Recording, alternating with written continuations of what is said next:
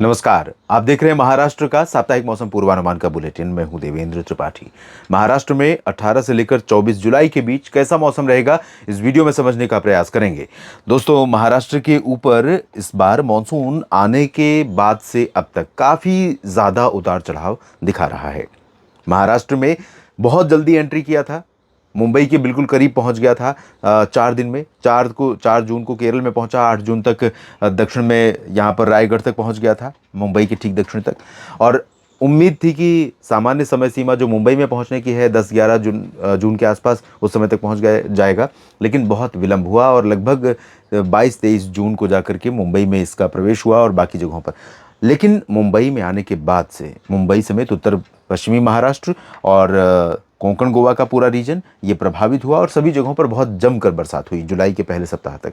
लेकिन उसके बाद से मानसून रूठा है, बादल हटे हैं और महाराष्ट्र के ज़्यादातर जिलों पर इस समय सूखा बना हुआ है मौसम। कुछ जगहों पर विदर्भ और कोंकण गोवा के ऊपर और कुछ मध्य महाराष्ट्र मराठवाड़ा के ऊपर थोड़े बहुत बादल दिखाई दे रहे हैं, थोड़े बहुत बरसात या बूंदाबांदी की संभावनाएं बन रही हैं। बाकी जगहों पर मुख्यतः शुष्क बना हुआ है, मध्य क्षेत्रों में विशेष तौर पर। 24 जुलाई तक कैसा मौसम रहेगा इसकी बात करें उससे पहले जान लेते हैं कि अभी तक किन जिलों में बरसात ठीक हुई है, किन जिलों में ज़्यादा और कहां पर कम रही है बरसात। आगे बढ़ें उससे पहले आपसे ये भी आग्रह करूंगा कि इस चैनल को सब्सक्राइब करिए, साथ ही मौसम तक यूट्यूब चैनल को भी सब्सक्राइब कर सकते हैं, जहां पर लगातार आपको वेदर अपडेट मिलता रहेगा। मौसम तक फेसबुक पेज पर भी आपके साथ में जुड़ सकता हूं और जुड़ता हूं, जहां पर मौसम की तमाम जानकारियां होती हैं। तो दोस्तों, यहाँ पर आप देख सकते हैं कोंकण गोवा और मध्य महाराष्ट्र का रीजन जो है वो सामान्य से अधिक वर्षा वाला क्षेत्र है। यहीं पर बहुत बरसा था पानी उस दौरान जब मानसून आया था। उसके अलावा जो पूर्वी क्षेत्र है मराठवाड़ा का और विदर्भ का, यहाँ पर स्थिति चिंताजनक बनी हुई है। यहाँ पर लातूर में 62% की कमी है, नंदुरबार में भी 61% की कमी है और यहाँ सिंधुदुर्ग में भी कोंकण गोवा रीजन में 23% की कमी हो चुकी है। बाकी धुले में 14% ज़्यादा बारिश और जलगांव में 5% ज़्यादा बारिश हुई है।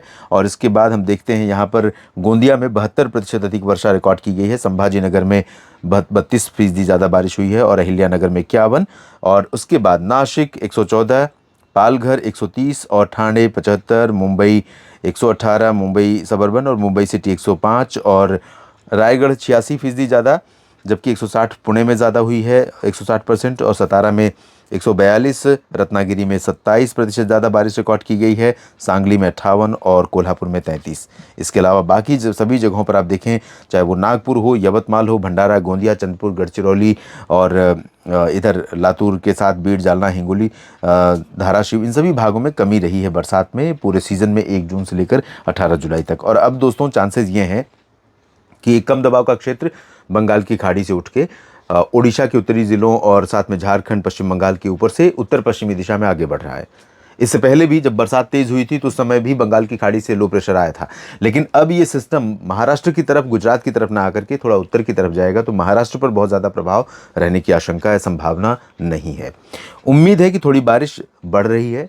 आज भी बादल आपको महाराष्ट्र के ऊपर कई जगहों पर बढ़ते हुए दिखाई पड़े होंगे और कल यानी 19 से लेकर 24 तक बहुत अधिक परिवर्तन हर दिन के मौसम में नहीं होगा।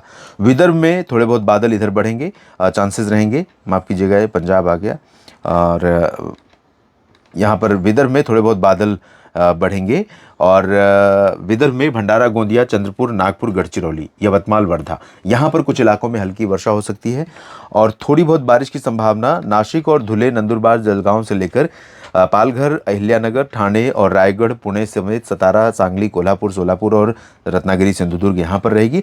मध्य क्षेत्रों में चांसेस बारिश के बहुत कम हैं इन 6-7 दिनों के दौरान। छिटपुट बूंदाबांदी, हल्की वर्षा की संभावना से इनकार नहीं कर सकते। कोंकण गोवा में ज़रूर मुंबई के नीचे के कुछ हिस्से ऐसे हो सकते हैं, रायगढ़ और सिंधुदुर्ग में विशेष तौर पर, रत्नागिरी में, जहां पर अगले 7 दिनों के दौरान आज से लेकर के हो सकता है कि मध्यम बौछारें भी गिर जाएं। और पूर्वी क्षेत्रों में यहाँ पर हल्की वर्षा से ज़्यादा की उम्मीद नहीं है और इधर भी बारिश की अगर बूंदें पड़ती भी हैं इस रीजन में तो बहुत मामूली बरसात होगी। बाकी इधर और इधर हल्की से मध्यम, जैसा कि मैंने कहा, इस तरह की बारिश की संभावना है। बाकी कोई परिवर्तन अगर होगा तो उसके बारे में मैं आपको अपडेट करूंगा। नेशनल वेदर बुलेटिन जो मौसम तक पर अगले 3 दिन और 24 घंटों का लेकर आता हूं। साथ ही मॉनसून अपडेट में भी हम बात करेंगे महाराष्ट्र में क्या कुछ संभावना है, क्या कुछ परिवर्तन मौसम में हो रहा है। इस बुलेटिन में भी इतना ही। आप लगातार इसी तरह से बने रहेगा मौसम तक और न्यूज़ मीडिया मंच पर। जानकारियां ठीक लगे तो वीडियो को लाइक और शेयर करते हुए कमेंट सेक्शन में अपनी बात जरूर लिखिएगा। अपने क्षेत्र के मौसम का हाल भी बताइए, उसका खेती पर असर प्रभाव क्या हो रहा है। महाराष्ट्र के सभी किसान साथियों और मित्रों से मैं अपेक्षा करूंगा कि जरूर साझा करें ताकि बाकी लोगों तक बातें पहुंच पाएं। आप सभी का बहुत बहुत धन्यवाद।